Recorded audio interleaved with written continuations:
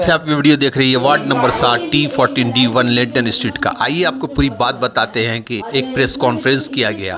आपको ये बता दें वार्ड नंबर 60 से, जहां एक गैरकानूनी तामीर के इमारत की तामीर ने नया तनाज़ा खड़ा कर दिया। इल्ज़ाम लगाया गया है इस तामीर में काउंसलर के बेटे का नाम भी जुड़ा हुआ है। ये मामला सामने आया है पुलिस स्टेशन बनिया पोखर के तहत आने वाले इलाके लेंटन स्ट्रीट से। इस प्रेस कॉन्फ्रेंस में अकबर उर्फ सनी, जो कि एक फल के कारोबारी हैं, वो इस बिल्डिंग को लेबर कॉन्ट्रैक्ट के तहत तामीर करवा रहे हैं। इस दौरान एक बेवा खातून ने इल्जाम लगाया है ये इमारत गैर कानूनी तौर पर बनाई जा रही है। इसमें काउंसलर के बेटे की भी शमूलियत बताई जा रही है। इस पूरे मामले में बिल्डिंग के मालिक मोहसिन जमील और उनके लीगल एडवाइजर हुसैन शेख ने इस कॉन्फ्रेंस करके मीडिया के सामने तमाम बातें रखी। उन्होंने कहा हमारी इमारत मुकम्मल तौर पर कानूनी है, तमाम डॉक्यूमेंट्स दस्तावेज के मुताबिक काम किया जा रहा है और जो इल्जामात लगाए जा रहे हैं वो बिल्कुल बेबुनियाद है, गैर कानूनी है। अब देखना ये कोलकाता मुस्लिम कॉर्पोरेशन पुलिस बनिया पोखर पुलिस इस मामले में आगे क्या कार्रवाई करती है। लेंटन स्ट्रीट वार्ड नंबर 60 बनिया पोखर से ये प्रेस कॉन्फ्रेंस। आइए देखते हैं, सुनते हैं कि इन लोगों ने मीडिया के सामने क्या कहा। मैं Mohammed Javed Khan, JKV Kolkata news. Online भी चेक कर सकती हैं। काम बिल्कुल नहीं रुकेगा। एज पर लॉ हम लोग इसको कंप्लीट करेंगे और इसको तकमील तक पहुंचाएंगे। अस्सलाम वालेकुम, मैं मोहसिन जमील हूं और मैं एक ठेका टेनेंट हूं और कंट्रोलर ने हमें ठेका टेनेंट घोषित किया हुआ है। और इसके बाद जो है हमारा जो भी काम चल रहा है वो सब बिल्कुल प्लान के तहत चल रहा है और कॉर्पोरेशन से प्लान निकाल करके ही सारा काम हो रहा है। आप इस प्रॉपर्टी में अब कितने साल से हैं? तकरीबन 45-50 साल हो गए और हमें इस मोहल्ले के सारे लोग, तकरीबन 90% लोग, पुराने हों चाहे नए हों, सभी लोग हमें पहचानते हैं। और हमारा कारोबार यहाँ पर काफ़ी अरसे से चल रहा था और अभी हम यहाँ से हमारा कारोबार जब कुछ बड़ा हुआ तो मैं इसको बांधतला लेकर के चला गया और ये जगह जो है खाली पड़ी हुई थी, तो इरादा हुआ कि इसको डेवलप किया जाए।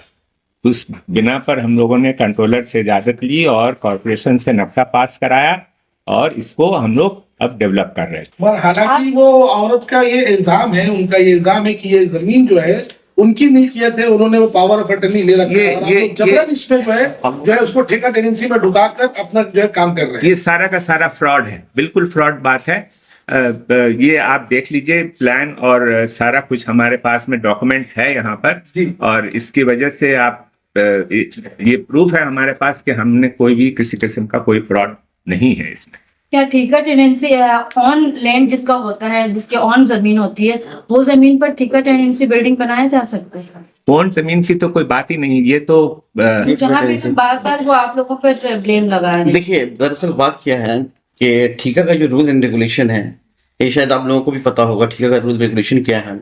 ये हमारा इंडिपेंडेंस से पहले से रूल रेगुलेशन चले आ रहा है। 1949 में एक्ट बना, फिर 1950 में government of West Bengal governor for order से फोर्सिबली जमीन को लिया। तो बहुत सारा इसमें क्लॉज है, बहुत सारा रीजन है और फाइनली 1981 में जो अमेंडमेंट हुआ था, जो रूल एक्विजिशन एक्ट पास हुआ, ठेका टेनेंसी एक्विजिशन एक्ट 1981, उसके तहत हम लोग ठेका टेनेंट हुए हैं, ठीक है ना। तो अगर वो जो औरत है जिसके बारे में हमने भी सुना है कि नूरजहां है, वो एकदम फॉल्स इल्जामात लगा रही है, ये total matter false and fabricated है, उसका कोई बुनियाद नहीं। एक बात आप मुझे बताइए कि पावर ऑफ अटॉर्नी के जरिए कोई जमीन का ओनर हो सकता है? कभी वो किसी को कहती है कि 20 बीघा का मेरा यहाँ पे मिल्कियत है, कभी किसी को कहती है कि 12 कट्ठा का है, कभी कुछ और कहती है। तो आप बताइए कि उस जमाने में जमींदार लोग बेइंतहा जमीन लेकर रखते थे। उसके बाद क्या होता था उस जमाने में, जब ठेका माने कच्चा बाड़ी का दौर शुरू हुआ, तो कच्चा बाड़ी का जब दौर शुरू हुआ तो उस वक्त जमींदार बहुत ज्यादती करते थे टेनेंट के ऊपर, जबरन एविक्शन करते। एविक्शन को रुकने के लिए ये एक्ट बना, ठेका टेनेंसी एक्ट।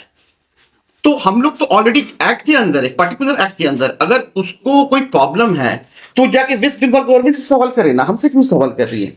हमको तो रिकॉग्निशन आइडेंटिटी तो हमको west of Bengal of government हमको दिया है, ये तो हम खुद से माने कि जबरन नहीं लिए हैं।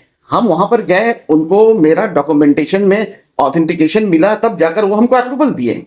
अगर मेरा डॉक्यूमेंट्स ऑथेंटिक नहीं होता तो ठेका कंट्रोलर हमको कभी अप्रूव नहीं करते एज अ ठेका टेनेंट। मैं इनका लीगल रिप्रेजेंटेटिव हूँ, ठीक है ना।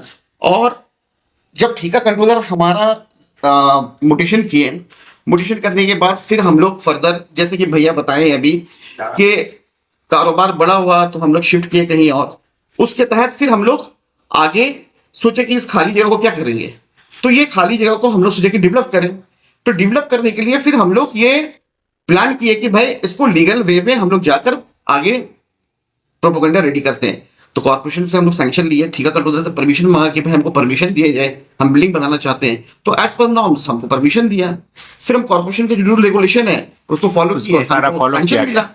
ऑलरेडी मेरा सैंक्शन काम हो रहा है ऑलरेडी। मगर ये बात कर रहा हूँ, मगर ये उनका नूरजहां बेगम जिनका नाम है कारी, उनका ये कहना है कि उन्होंने 1 करोड़ 10 लाख में ये जमीन को परचेस किया है।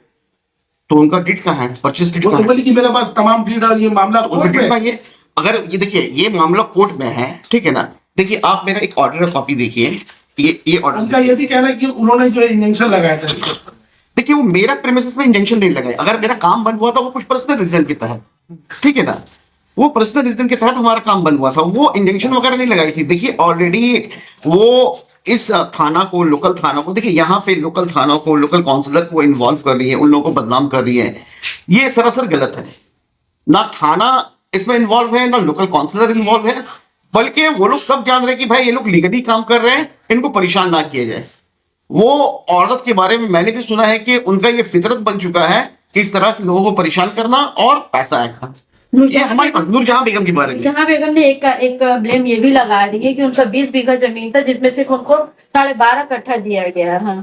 इसमें कितनी सच्चाई है? और नूरजहां बेगम किसी और को नहीं इल्जाम लगा कि सिर्फ आप लोगों। यही तो मेरा सवाल है कि वो पर्टिकुलर हमारे लैंड पे ही क्यों वो नजर बैठाकर रखी है और किसी के पास क्यों नहीं जाती है। 20 बीघा जमीन, अब 20 बीघा का जब वर्ड आ रहा है तो इससे ये साबित हो जा रहा है कि ये जमींदाराना हक था जो ऑलरेडी वेस्ट बंगाल गवर्नमेंट ले चुका है और हम लोग ऑलरेडी ठेका टेनेंट हो चुके हैं।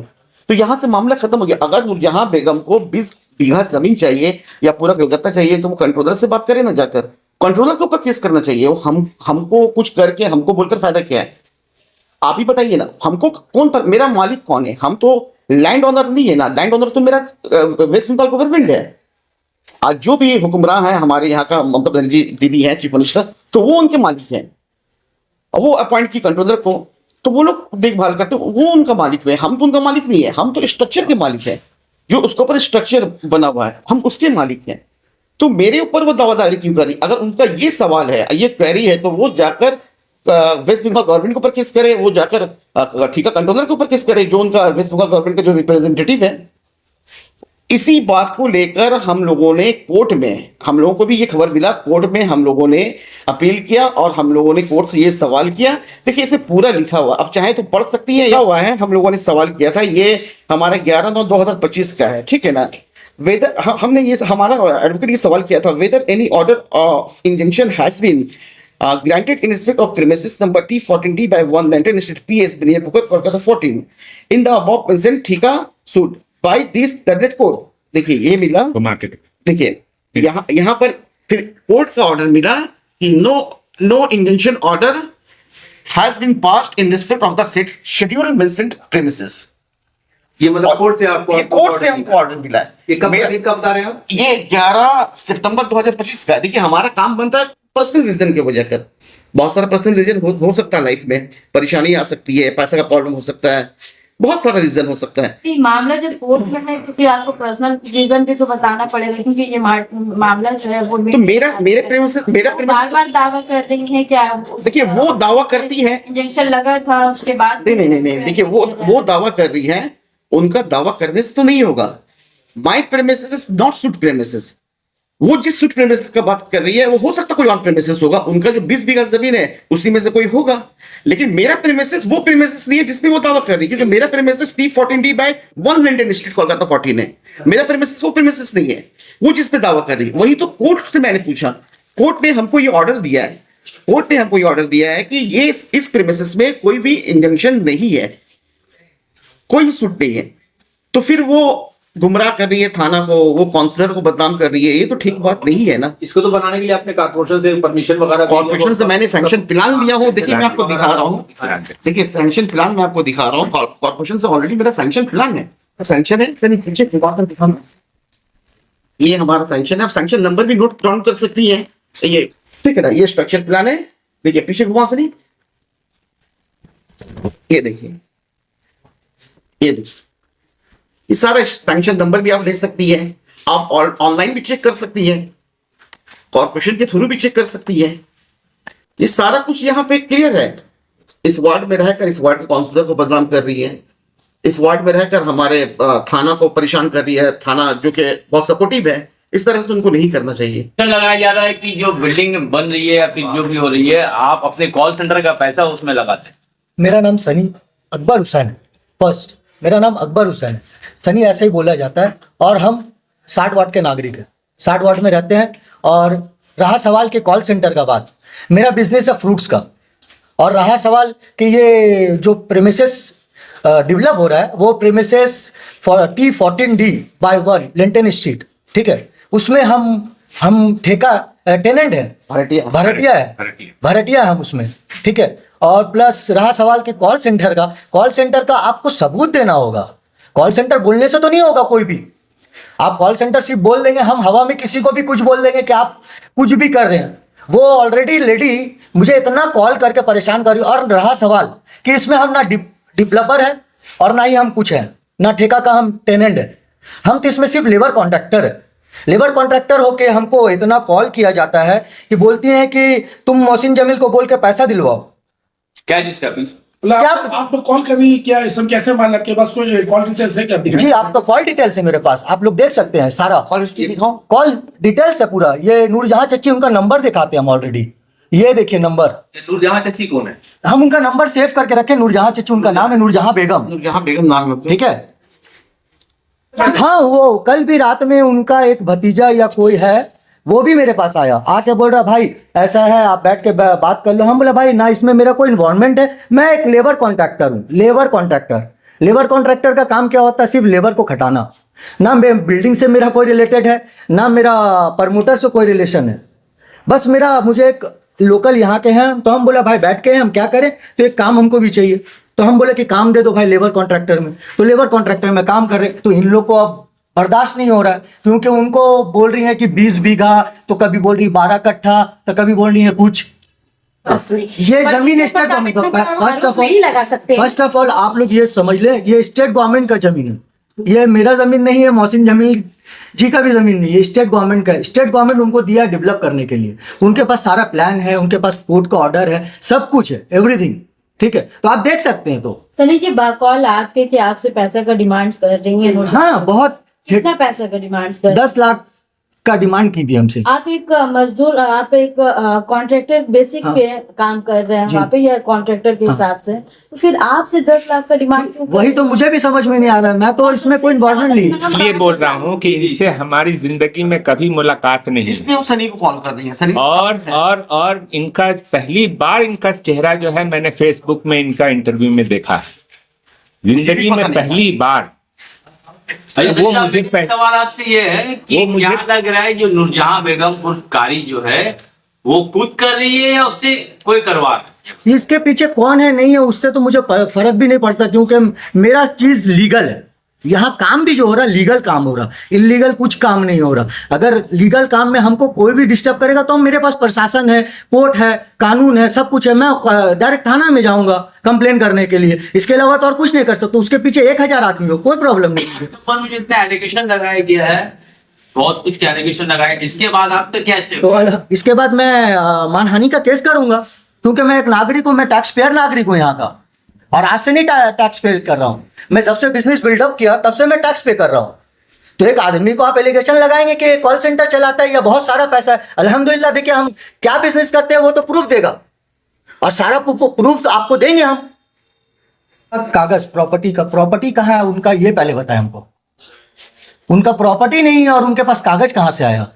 वो उनका काम ही यही है। और ये 60 वार्ड में नहीं, सिर्फ सब जानता है, एक सिर्फ सनी नहीं जानता है, सनी के अलावा सब जानता है वो किस टाइप की औरत है। एक मुरब्बी औरत होकर अपने से छोटों के ऊपर इल्ज़ाम लगा रही हैं कि कॉल सेंटर करता है, इलीगल कंस्ट्रक्शन करता है। तो आप ये सब जो कर रही हैं, और अब आप जो खुद रहती हैं जिस बिल्डिंग में, उस बिल्डिंग का हाल आपको पता है कि नहीं? उस बिल्डिंग का हाल पता है कि नहीं? वो रहती है 6 तल्ला बिल्डिंग जिसका रास्ता का चौड़ाई होगा 2 फीट। एक सिंगल आदमी, अगर खुदा ना खास्ता एक आदमी इंतकाल कर जाता है तो खतरनाक बिल्डिंग है, एक कट्ठा पे वो बना हुआ। खतरनाक बिल्डिंग। और प्लस ऐसा है कि रास्ता की वो बिल्डिंग से अगर किसी का इंतकाल हो जाता है तो वो जनाजा उतार नहीं पाएंगे। वो 6 तल्ला बिल्डिंग बना के कैसे रह रही है? ये कहाँ से परमिशन मिला उनको? ये तो हम तो देखे हैं उनका। इसलिए आज प्रेस कॉन्फ्रेंस करने का मेरा मकसद यही था कि सबको बताना जरूरी है कि ये जो हो रहा है ये सब फ्रॉड काम कर रही है, वो सारा फ्रॉड काम कर रही है। और रहा असीम चैटर्जी का, ये असीम चैटर्जी सन ऑफ सोमेन चंद्र चैटर्जी एक फ्रॉड आदमी था जो 21/12/2019 में 2 कट्ठा 10 छटाक land premises number 55 Lenton street Kolkata 14 sale किया है एक शेख मोहम्मद कौसर को। White deed number I1904111816 pages from 11084 to 11121 for the year 2020 at the Arab IB Kolkata, जबकि 55 लेटन स्ट्रीट पुलिस स्टेशन बेनियापुर कोलकाता 14 का ओनर पंजाब नेशनल बैंक है। ये असीम चैटर्जी और ये नूरजहां बेगम सब इन लोग मिलकर एक फ्रॉड काम करती हैं। आप इसका भी तहकीकात कर सकते हैं। टीम वर्क है इन लोग का टीम वर्क है। कोई भी काम करता है, बहुत सारे के पास गई हैं जो हमसे पैसा का डिमांड हुआ, हम पैसा नहीं दिए। बहुत सारा कोई से पैसा का डिमांड किया, उन लोग दे दिया हमको, क्योंकि हम लीगल काम कर रहे हैं। तो हम क्यों डरेंगे किसी से? पैसा का डिमांड आपसे कौन मांगा था? कोई आया था आपके? हाँ, उनका बहुत कोई रिलेटिव में से आते हैं और आते हैं, बोलते हैं, चले जाते हैं। ऐसा है कि काम करने नहीं देंगे, एक ईटा नहीं उठेगा। आज अल्हम्दुलिल्लाह जो लीगल का काम है वो प्रोसेस मेरा चल रहा है अल्हम्दुलिल्लाह। हम एक लेबर कॉन्ट्रैक्टर है जो अभी बोलते हैं कि थाना को जाके हम लोग परेशान करेंगे, थाना को जाके परेशान तो थाना। और इसमें रहा सवाल, और मेरे साथ ये जुड़ा जा रहा है कि इम्मी भाई जो काउंसलर साहब का बेटा है, तो इम्मी भाई का इसमें कोई रोल नहीं है और ना ही कोई इन्वायरमेंट है इनका। इम्मी भाई सिर्फ एक काउंसलर के बेटे हैं, तो वार्ड में रहते हैं, तो हम लोग से ताल्लुकात है, मिलते हैं, सलाम दुआ होता है, और कुछ इसके अलावा तो है नहीं। ना उनके साथ मेरा कोई बिजनेस है, ना बिजनेस पार्टनर है, ना कोई चीज है। अंजुमन स्कूल में जब ये आपका जमींदारी जमीन का जब मत चल रहा था ना, दिल्ली सब ऑफिसर लोग आया था, तो जो जैसा जमींदारी चीज को खत्म ही कर दिया था गवर्नमेंट ने। और जो जहां पुराना मकान जिसका बना हुआ था वो अपना चालान काट के आप कहा कि टैग बिल सब बनाना सब शुरू कर दिया। ये औरत जो जिस तरीके से जो औरत जो बयान दे रही है, ये औरत जो बयान जो दे रही है, इससे पूरा पता चल रहा है, उसका बयान से पता चल रही है औरत फ्रॉड है। जो औरत अपना केस अगर केस का लेंस लेकर जाएगी तो वो अपना बयान नहीं देगी कभी भी। वो बयान दे के ये पता चल रहा है कि वो फ्रॉड है वो औरत। दूसरी बात ये बोलती है जमीन का मालिक हम है, ये औरत बोलती। तो जहां पर ही आपको नक्शा बनता है वो आपको पास कैसा कर दिया? जब वो जमीन का मालिक है तो उसका तो इजाजत लेकर उसको नक्शा पास करना चाहिए। तो ये तो केस खाएगा, कारपोरेशन भी खाएगा। जिस तरीके जो औरत बयान दे रही, वो औरत बयान नहीं दे रही, वो पीछे कोई उसको पोक कर रहा है। समझ लीजिए पहले बात को। कौन है वो जो पोक कर रहा है? वो तो अभी पता चल जाएगा, जब इंक्वायरी बैठेगा तो सबको पता बैठेगा। इसके ऊपर आप लोगों को अंदेशा है? जो वो तो हम लोग पता लगा देंगे एक दिन के मालिक। जब आप पता नहीं लगा सके, हम तो इंशाल्लाह जरूर पता लगा देगा। ज्यादा राज जो है जल्दी मतलब के छिपता नहीं है, वो अचानक आ जाता है। अब जैसे ये औरत बयान दे रही है 1 करोड़ रुपए मैंने जमीन खरीदा, कल उसके बाद इंक्वायरी बैठेगा, तुम 1 करोड़ रुपए कहां से लाया, किसका इजाजत से तुमने जमीन लिया, किसका साइन है, वो बता सकेगी वो औरत। सब फैसला नहीं, बेचारा सीधा साधा है। ये लोग अपने पुराने मकान में बनाए, बेचारा गरीब सबका इलाका घर बन रहा है, ठीक है बन रहा है, ये पूरा इलाका तो जमींदार जमीन है, पूरा मकान बन गया। वो औरत कहाँ थी? अब बोले 20 बीघा का मालिक है, वो मुसलमान औरत, वो राजा बाबू का पूरा मकान है, वो कहाँ से मालिक बन गया? ये सब फ्रॉड हमेशा होता रहता कलकत्ता के अंदर। मुसलमानों का बहुत सा जमीन है, लेकिन वहां बैठा हुआ कोई दूसरी कौम बैठा हुआ, बोले हम मालिक है, पूरा इसका जमीन मुसलमानों का जमीन है, सब लेके बैठा हुआ है। वार्ड 60 में काउंसलर के बेटे पर यहाँ तक के सनी जो के इस बिल्डिंग के कॉन्ट्रैक्टर के हिसाब से काम कर रहे हैं, उन पर भी इल्जामात लगा रही है। इल्जाम वो पुलिस क्या खामोश तमाशाई बनी हुई है। ऐसे सिचुएशन में एक औरत होकर के तमाम तरह इल्जामात लगा रही है, मीडिया में आ रही है, अपना प्रूफ दे रही है, उसके बावजूद भी आप कैसे साबित करेंगे कि वो फ्रॉड है वो औरत? देखिए मीडिया में तो बहुत कुछ बोल देता है, बहुत कुछ बोल देता है, लेकिन हकीकत का दुनिया जब कोर्ट में जाएगा सब लंगा हो जाएगा। बहुत सा सर्किट है, सुप्रीम कोर्ट से लेकर पूरा हाई कोर्ट तक सब जगह केस कितना कितना दबा वो सब हम लोग को पता। वो औरत फ्रॉड है, आपको हम चैलेंज करके जिस दिन हम लोग का उतर जाएंगे ना मैदान में तो औरत को पूरा लंगा कर देंगे उसका एक्टिविटी को। सीधा सीधी फ्रॉड है वो औरत। आप एक दिन में क्या बिल्डिंग बना, घस दिया बिल्डिंग बन गया, ऐसा होता है? 3 ढलाई हो चुका। अब स्टार्टिंग पिलर करने से पहले आप ऑफिस में ऑब्जेक्शन दे, नक्शा कैसा पास, उसका नेट में तो आ जाना चाहिए फलाना नूरजहां बेगम इसका मालिक है, कैसे दे दिया इसको नक्शा? वो भी फंस जाएगा। क्या ओसी क्या आप जाहिल है? ओसी को भी सब मालूम है किसका कौन मालिक क्या नहीं मालिक है, ओसी को भी मालूम है, काउंसिलर को भी, भले काउंसिलर को ना मालूम है तो वो तो जानता है कि नक्शा मिलेगा, बिल्डिंग बनाओ अपना सिस्टम से बनाओ। अच्छा, वो औरत ये भी आरोप लगा रही है कि 18 दिन के अंदर 3 फ्लोर 3 ढलाई हुआ। आप तो लॉयर हैं, 17 दिन के अंदर 3 ढलाई कितने मुमकिन? इसके अंदर नहीं हुआ है, 17 दिन से ज्यादा वक्त लगा है, ठीक है ना। देखिए हम सिविल इंजीनियर नहीं है, लेकिन जितना नॉलेज मुझे है, ठीक, अगर डबल सेंटरिंग करके आदमी चाहे तो स्ट्रांगली काम कर सकता है। इंस्पेक्शन के लिए कॉर्पोरेशन भी आकर चेक कर सकता है। अब सवाल उठना शुरू हुआ है या फिर मीडियाबाजी शुरू हो चुकी है, इस प्रॉपर्टी पर जो कंस्ट्रक्शन हो रहा है क्या उसमें रखना पड़ सकता है, रुक सकता है? और अगर रुकता है तो जो लोग बुकिंग किए हैं उसका कितना ज्यादा बुरा असर? वही बात तो हम लोग कह रहे हैं कि एक गरीब बेचारा चप्पल ठोक के ऑटो चला के पैसा जमा करता है, बेटियों का शादी करवाता है, इस तरीके से गलत आदमी आके उसको पोक करने के बाद एक औरत को इस्तेमाल करके, और हम भी चाहे तो बोल देंगे विक्टोरिया का मालिक हमें, चलो केस लड़ो, क्या मालिक बन जाएंगे हम? ऐसा थोड़ी होता है। आप बेचारे गरीब बेचारा का पैसा देगा, आज बेचारा लोग खड़ा हुआ, खुदा ना खास्ता कुछ गलत बात लोग निकल गया कोई भी चीज तो नुकसान मेरी कौम का हो जाएगा, मेरा गरीब बच्चा लोग का नुकसान हो जाएगा, उसका जिम्मेदार कौन हो? ये काम बिल्कुल नहीं रुकेगा। एज पर लॉ हम लोग इसको कंप्लीट करेंगे और इसको तकमील तक पहुंचाएंगे। जो भी कानूनी दायरे में जो कुछ भी पॉसिबल वो हम लोग कदम उठाएंगे, सब कुछ करेंगे इंशाल्लाह, वो जरूर कदम उठाएंगे, बिल्कुल उठाएंगे। आज मेरे ऊपर, आप तो मीडिया है, आप तो तहकीकात कर सकती है, मेरे ऊपर जो इल्जाम लग रहा है वो इल्जाम तो मैं प्रूफ करना होगा, बिना प्रूफ के तो ऐसा नहीं हो सकता है। आज कोई भी किसी को बोल सकता है। आज यहाँ मैक्सिमम एक चीज जानते हैं, हम भी एक लोकल एरिया में रहते हैं, मैक्सिमम कोई भी अच्छा कोई काम करता हो या कोई अच्छा कुछ करता हो उसको हर कोई पीछे टालने की कोशिश करता है। तो अल्हम्दुलिल्लाह इस वार्ड में आप किसी से भी मेरा नाम पूछेंगे तो आपको अच्छा ही बताएगा, और वो बोलेगा भी कि किस धंधा से मैं जुड़ा हुआ हूँ। मेरा धंधा है फ्रूट्स का, मेरा खुद का कंपनी है SIR फ्रूट सेंटर, मैं फ्रूट सप्लायर हूँ। तो इस वजह से मुझे हट जो मेरे साथ वो हट की है, वो हट का बदला मैं जरूर लूंगा। ऐसा नहीं है कि मैं लीगल एक्शन में भी जाऊंगा, मैं कोई लीगल एक्शन में नहीं जाऊंगा, सब लीगल एक्शन पे जाऊंगा। उनको हर जवाब कोर्ट में देना होगा, थाना में देना होगा, प्रशासन के सामने देना होगा, ये समझ लेना होगा।